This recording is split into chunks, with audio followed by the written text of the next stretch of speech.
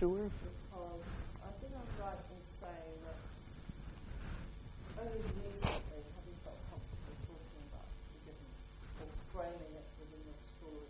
Mm-hmm. For those that don't know anything about forgiveness, I was very clear right from the beginning that I didn't want to present forgiveness as this sort of magical piece of serenity, where people, a destination where people arrive and everything is fixed and okay. Mm-hmm. Because in the course of collecting the many stories that I did, I had understood early on that forgiveness was difficult, complex, messy. But what was interesting, pain seemed to be the great motivator to forgive. And then I became interested in what was forgiveness. Everyone had a definition. People were very certain about what it was and what it wasn't, and the conditions that you needed in order to forgive, and who deserved forgiveness and who didn't. And that's fine, because everybody is different. Everyone has their own, has a right to their own views about forgiveness. There is no right or wrong. And I wanted to create a place of inquiry in the forgiveness project where people could explore and examine and consider. For me, a failure would have been that people felt pressurized. And I quickly saw that forgiveness became kind of tyranny because people then felt they'd failed.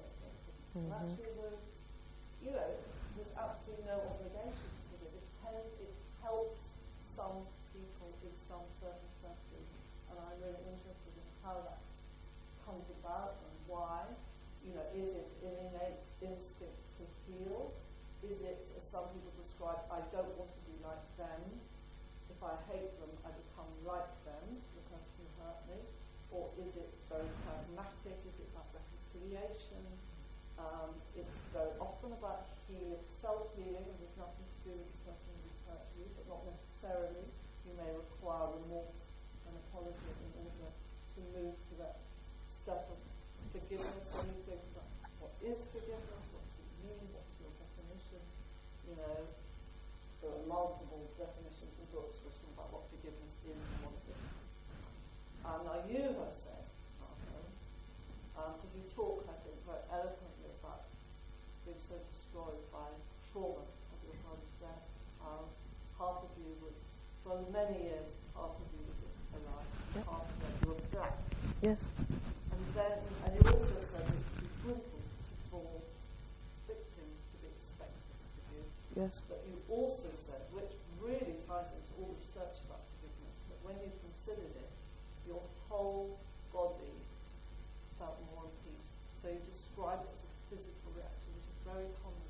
Mm-hmm. So I think maybe you could just say a little bit about why is it brutal? Why can it be brutal? How does it feel brutal for someone like you? And how can it also feel like a release? It can feel brutal, and it is not just for me. So I've gone into many jails, I've gone into healing centers.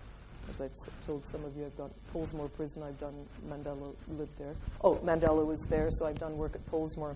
What I find very, very brutal, it often comes across as a proscription. It's proscribed. You do this and then. There's a contingency on it. You forgive the murderer and you're free. The murderer is forgiven and he or she is free. And I find that reprehensible because it's kind of like when you fill in this form, then you're okay. And it actually hurts a lot of people. It hurts a lot of people, and it puts a lot of pressure, and it can be re-victimizing. So that's a huge thing. And what Marina speaks about, she interviewed me 3 years ago, here in London. And when I said, when I started to feel it, so I will tell you something else that I'm starting to share now, but I have not shared it a lot. I have a very profound faith. I have a very deep faith. Again, vocatus aquae non vocatus, believe it or not, God is present. I really do feel God is present. I will tell you right now. I don't feel I have the power to forgive. I feel it's a gift of grace. That is what I feel. And I thought about that after I knew it happened. So I knew it happened. I didn't do it. I didn't set about to forgive the man who murdered my dad. I didn't set about to do it. Actually, it really, and it makes me crazy, you know. So for me, it is a gift of grace. And even when people say, I have forgiven them, I will tell you what I believe. It is still a gift of grace. Because you are moved by an articulation that works through you, through heavens, if you will. That is how I see it. But I knew it happened. So I knew it happened in me, and I felt it. But I did not use that word a lot simply because I know how people feel. Well, you don't forgive them? Well, you can't move on, honey.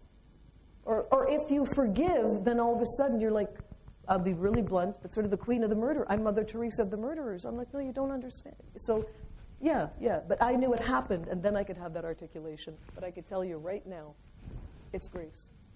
I don't own it. That's mine. Hence, Sawbonna. Yeah. Thank you.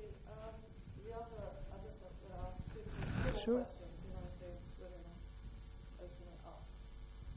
But, we were talking earlier when we were in the Maudsley about meaning making. And one thing I've discovered is from all the many stories and interviews that I've done, the one thing that everyone has in common is really the sense of wanting to find significance and purpose in the pain, and to use the pain for positive, and to create a sort of culture of compassion.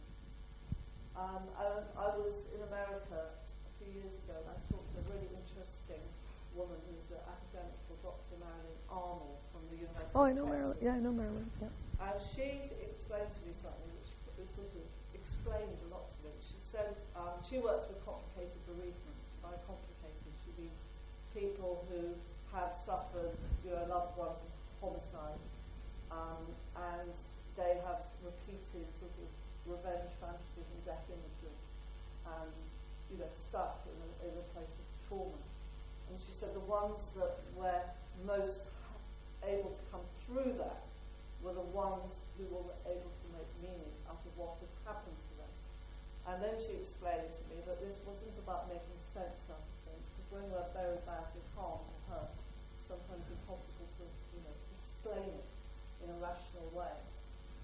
She said what it was that these people were intently pursuing what mattered to them, and that put meaning back into their life, which is exactly what you're doing through the writing.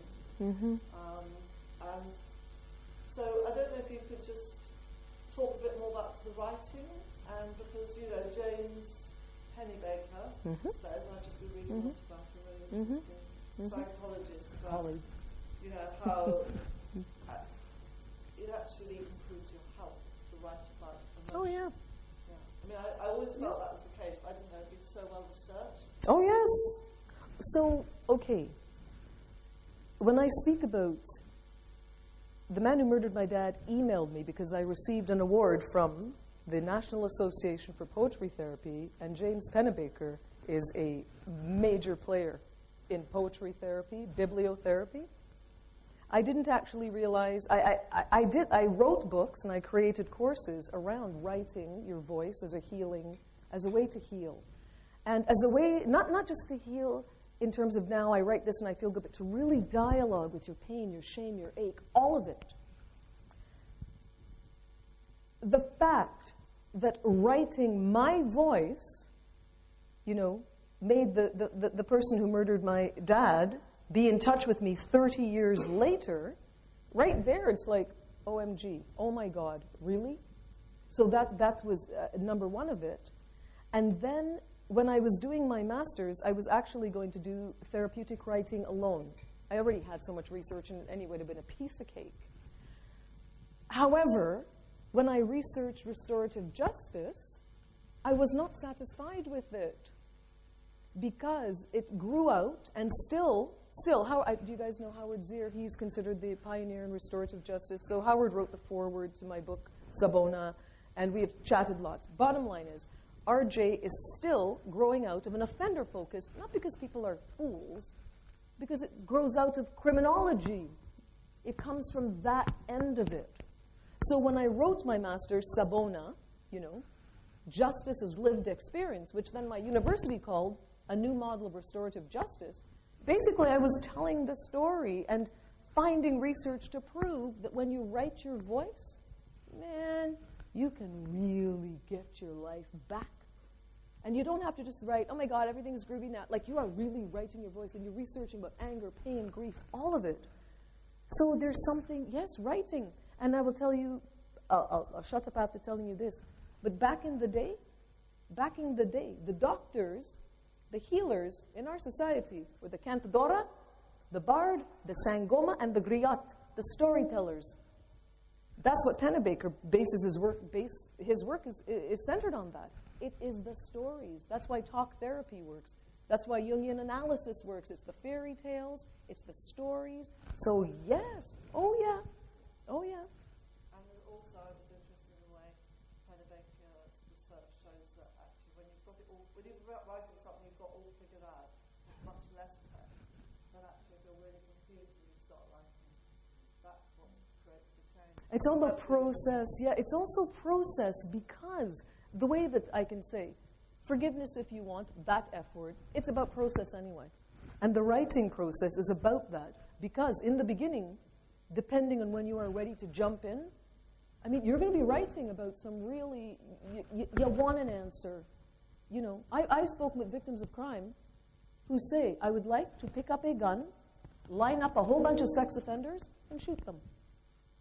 And this person, do you know what Mennonites are? This is a Mennonite that said this, beautiful. You probably know her, Wilma Dirksen. Wilma is a fantastic woman. Wilma said that. She said, Margot, I'd like to line a bunch of them up and do it. That's how she felt. So it's a process, right? So you can sort of package it up. I'll put a bullet in his head and I'll feel better. That's a human emotion. That's what heavens gave to us. We don't stay there. And what the writing does, it enlarges the conversation. And like Arch says, when you're working with community, when you can't do it yourself, well, you're going to help me. And at some point, I'm going to help you. That is the beauty in the writing. It's a process, so life-giving. Thank you. That's my short answer. I love this stuff. I thought